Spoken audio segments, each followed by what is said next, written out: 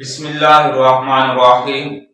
پیارے دوستو، شاہد کے سبق اور اجرا میں خوش آمدید، مرحبا۔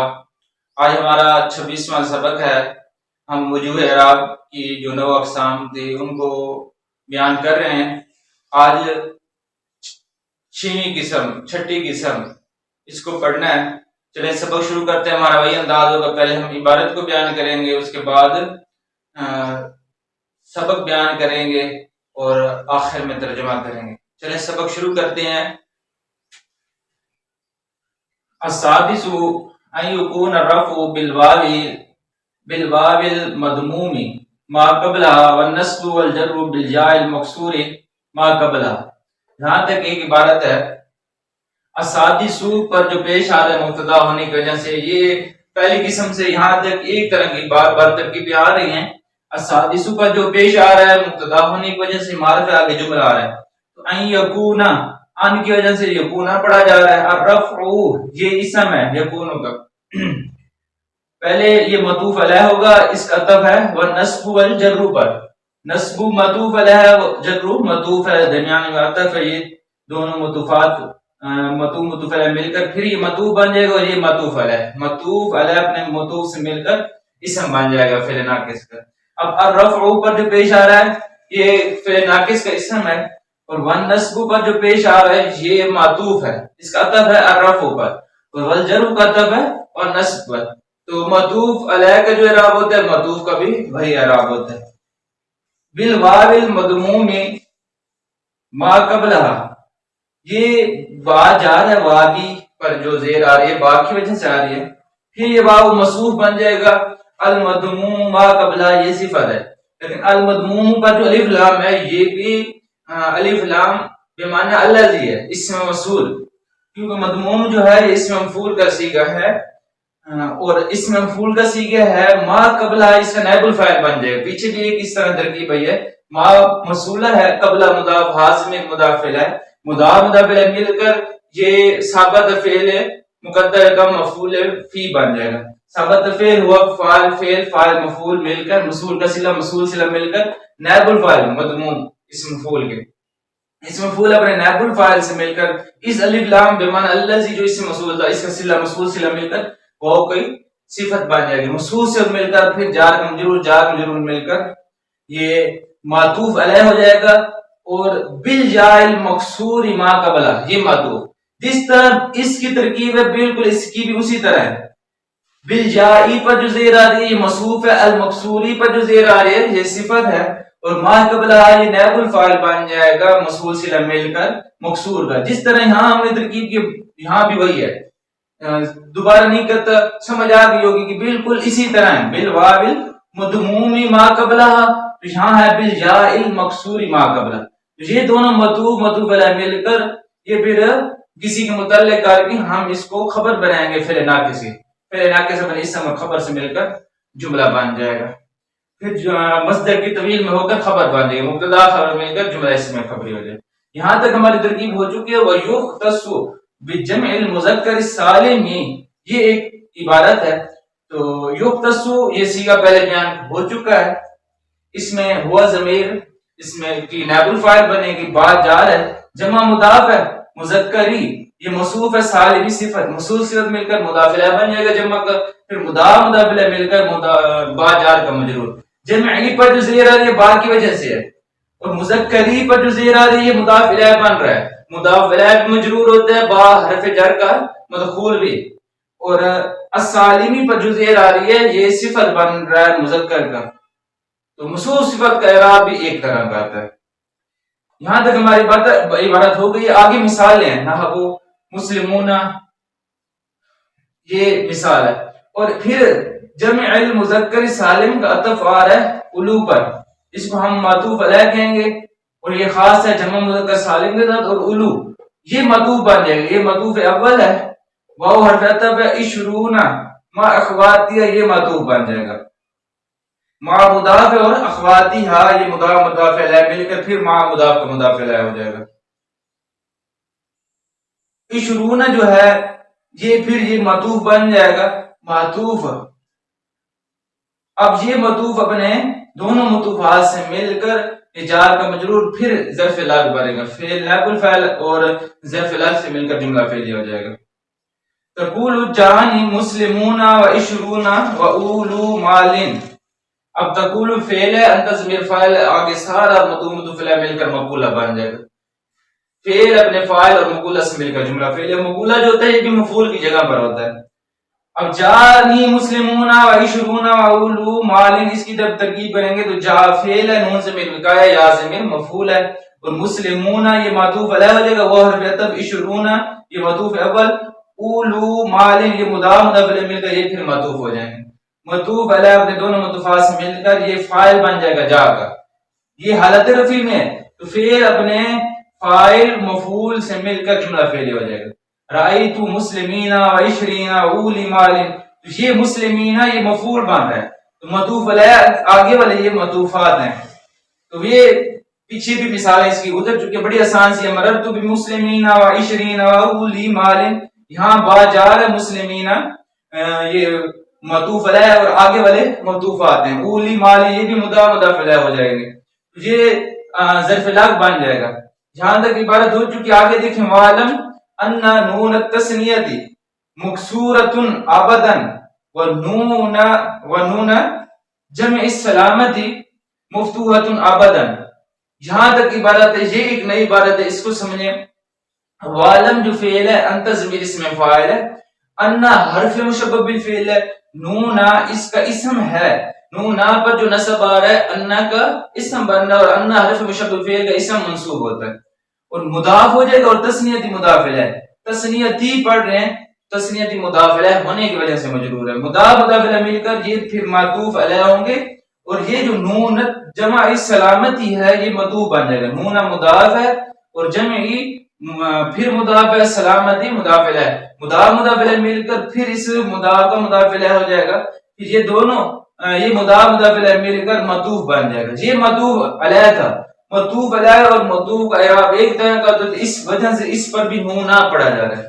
تو مقصورتن یہ ہے انا کی خبر، لیکن اس مقصورتن کا عطف آئے گا مفتوحتن پر۔ مقصورتن یہ اس میں مفعول کا صیغہ ہے، اس میں ہی ضمیر نائب الفاعل بن جائے گی، اور ابدن یہ اس کا مفعول بن جائے گا مقصورہ کا، پھر اپنے فاعل اور مفعول سے مل کر پھر یہ خبر معطوف علیہ ہو جائے گا، اور مفتوحتن ابدن جو ہے مفتوحتن یہ اس میں مفعول کا صیغہ ہے، ہی ضمیر نائب الفاعل اور ابدن مفعول بن جائے گا۔ یہ دونوں اس میں مفعول اپنے نائب الفاعل اور مفعول سے مل کر یہ معطوف علیہ اور معطوف مل کر پھر انا حرف مشبہ بالفعل کی خبر بن جائے گی۔ اب انا حرف مشبہ بالفعل اپنے اسم اور خبر سے مل کر پھر یہ وعلم کا مفعول ہو جائے گا، وعلم فعل اپنے انت ضمیر فاعل اور اس مفعول سے مل کر جملہ فعل انشائی ہو جائے گا۔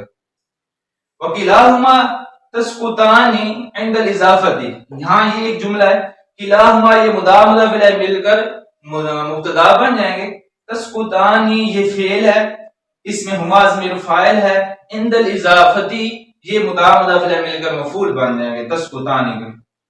سقط یسقط فی یسقط یسقطان یسقطون تسقط تسقطان، یہ صیغہ واحد، صیغہ تثنیہ مؤنث غائب، فعل مضارع مثبت معروف ثلاثی مجرد صحیح اسباب ناصر ینصر، تسقطان فعل اپنے فاعل اور مفعول فی سے مل کر جملہ فعلیہ ہو جائے گا، اور آگے تقول جانی غلام زید و مسلم مصر، یہ اصل میں غلامانی تھا، میرے پاس دو غلام ہیں، زید کے دو غلام، تو جانی غلامانی تھا، لیکن یہ قاعدہ بیان کر رہے ہیں تو یہ غلامہ مضاف ہو جائے گا، اضافت کے وقت نون گر جاتا ہے، تو مضاف اور زید مضاف الیہ مضاف مضاف الیہ مل کر جا کا فاعل، اور مسلم مصرین بھی یہ جا کا فاعل بنے گا، اگر اس کی اکٹھی ترکیب کریں تو غلامہ زید یہ معطوف علیہ بن جائے گا، اور مسلم مصرین یہ معطوف بن جائے گا، معطوف علیہ اپنے دونوں معطوفات سے مل کر جا کا فاعل بن جائے گا۔ اب یہاں تک ہماری عبارت ہو چکی ہے، اب اس میں بیان کیا ہو رہا ہے؟ وجوہ اعراب کی ہم اقسام پڑھ رہے تھے، 5 ہم نے پڑھ لی تھی، چھٹی قسم ہم پڑھ رہے ہیں۔ چھٹی قسم یہ ہے کہ اس کی حالت رفع واو کے ساتھ ایسی واو جس کا ما قبل مضموم ہوتا ہے، اور حالت نسبی اور جری جو ہے وہ یا کے ساتھ آتا ہے، یا ایسی جس کا ما قبل مکسور ہوتا ہے. حالت رفع واو کے ساتھ ما قبل مضموم، اور حالت نسبی اور جری یا ما قبل مکسور کے ساتھ. تو یہ کس کے ساتھ خاص ہے؟ یہ جمع مذکر سالم کے ساتھ خاص ہے. جمع مذکر سالم کے ساتھ الو اور عشرون اور اس کے اخوات سے مراد یعنی جو دہیاں ہیں، عشرون، ثلاثون، اربعون، خمسون تو تسعون تک ہے.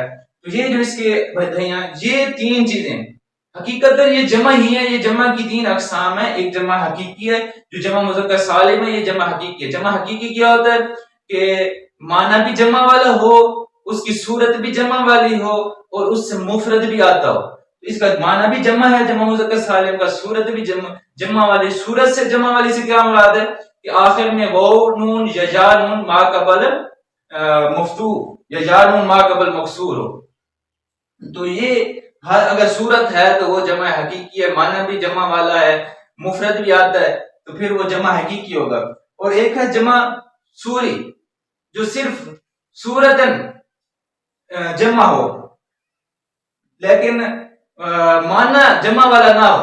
صورتن جمع ہو، معنی جمع والا نہ ہو، اور اس کی مفرد بھی نہ آتی ہو. تو یہ عشرون اس کی صورت تو جمع والی ہے، معنی جمع والا نہیں ہے، یہ اس کی مفرد بھی نہیں آتی، اس لیے یہ جمع سوری بن جائے گا. اور الو جو ہے یہ جمع مانوی ہے. اس کا جمع مانوی ہوتی ہے جس کا صرف معنی جمع والا ہو، نہ صورت جمع والی ہو، نہ اس سے مفرد آتا ہو، تو وہ جمع مانوی ہے. تو یہ تین اقسام بن گئے جمع کی. تو ان کا یہ اعراب جو آئے گا تینوں کا یہی آئے گا حالت رفع واو کے ساتھ، حالت نسبی اور جری یا کے ساتھ ما قبل مکسور. اور آگے ایک عالم سے قاعدہ بتایا جا رہا ہے کہ نون تسنیہ کا جو نون ہوگا ہمیشہ مکسور ہوگا، اور جمع کا جو نون ہوگا وہ ہمیشہ مفتوح آئے گا. جو بھی حالت رہے، حالت رفع اور نسبی اور جری اور پیچھے فعل آ جائے، حرف جار آ جائے، جو بھی آ جائے، تسنیہ کا نون جو ہوگا وہ مکسور رہے گا ہمیشہ، اور جمع کا نون ہمیشہ مفتوح رہے گا. اور آگے کہتے ہیں ایک بتا رہے ہیں کہ یہ جو نون ہے تسنیہ کو اور جمع کا نون، جب اس کی اضافت آگے کسی اسم کی طرف کی جائے تو یہ نون تسنیہ کا اور جمع کا نون گر جاتا ہے. یہاں تک ہمارا سبق مکمل ہو چکا ہے. اس کی آخر کی مثال بھی دی ہے، غلام زید غلامانی زید تھا، جب اضافت ہوئی تو نون گر گیا. مسلمون تھا، جب اضافت ہوئی تو مسلمو مصرین بن گیا.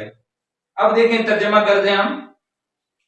چھٹی صورت یہ ہے کہ حالت رفع واو کے ساتھ ایسی واو جس کا ما قبل مضموم ہو، اور حالت نسبی اور جری یا کے ساتھ ایسی یا جس کا ما قبل مکسور ہو.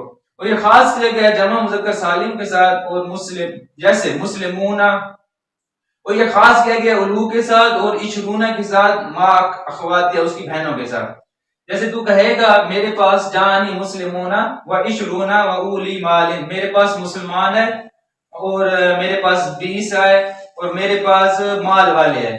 یہ ترجمہ ہو جائے گا. رأیت مسلمین و عشرین و اولی مال، میں نے دیکھا مسلمانوں کو اور میں نے دیکھا 20 کو اور میں نے دیکھا مال والوں کو. ومررت بمسلمین و عشرین و اولی مال، میں گزرا مسلمانوں کے ساتھ اور 20 کے ساتھ اور مال والوں کے ساتھ. اور تو جان کہ بے شک تسنیہ کا نون ہمیشہ مکسور ہوتا ہے اور جمع سالم کا نون مفتوح ہوتا ہے ہمیشہ. اور یہ دونوں نون ہیں یہ ساکت ہو جاتے ہیں اضافت کے وقت. جیسے تو کہے گا جیسے جانی غلام زیدین، میرے پاس زید کے 2 غلام ہے، مسلمو مصرین، اور میرے پاس مصر کے 2 مسلمان، بہت سے مسلمان ہیں. جمع کا صیغہ مسلمون تھا تو بہت سے مسلمان ہیں. ہمارا سبق بھی بیان ہو چکا، اجرا بھی ہو چکا. امید ہے کہ آپ کو سمجھ آئی ہوگی. پھر انشاءاللہ اگلے سبق میں دوبارہ ملیں گے. تب تک اجازت. السلام علیکم ورحمۃ اللہ.